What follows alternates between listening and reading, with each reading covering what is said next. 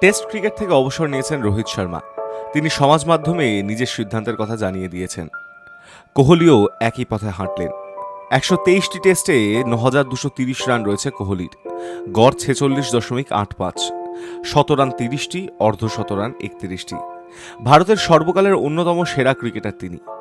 সমাজ মাধ্যমে কোহলি লিখেছেন, ১৪ বছর আগে প্রথম টেস্ট ক্রিকেটের নীল ব্যাগি টুপি পরেছিলাম। সত্যি বলতে তখনও জানতাম না ক্রিকেটের এই ফরম্যাট আমাকে কতটা এগিয়ে নিয়ে যাবে। কল্পনাও করিনি। এই ফরম্যাট আমার পরীক্ষা নিয়েছে, আমাকে তৈরি করেছে, আমাকে শিক্ষা দিয়েছে।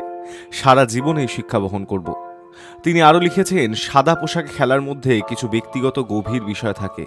শান্ত পরিবেশ, দীর্ঘ সময় খেলা, ছোট ছোট মুহূর্তগুলো কেউ দেখতে পায় না। তবে এগুলো চিরকাল আমার সঙ্গে থাকবে।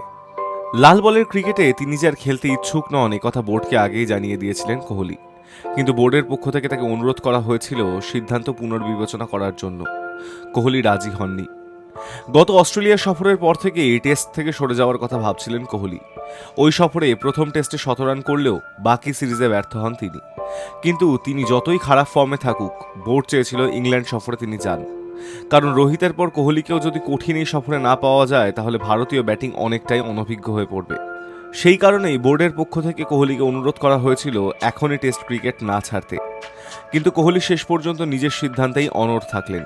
রোহিতের মতন তিনিও বিদায়ী টেস্ট খেলার সুযোগ পাবেন না। দেশের হয়ে ১২৩টি টেস্ট খেলে কোহলি করেছেন ৯,২৩০ রান।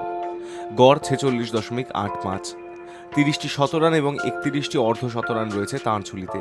২০১৯ সালে পুনেতে দক্ষিণ আফ্রিকার বিরুদ্ধে খেলেছিলেন অপরাজিত ২৫৪ রানের ইনিংস, যা টেস্ট ক্রিকেটে কোহলির সর্বোচ্চ রান। High news network.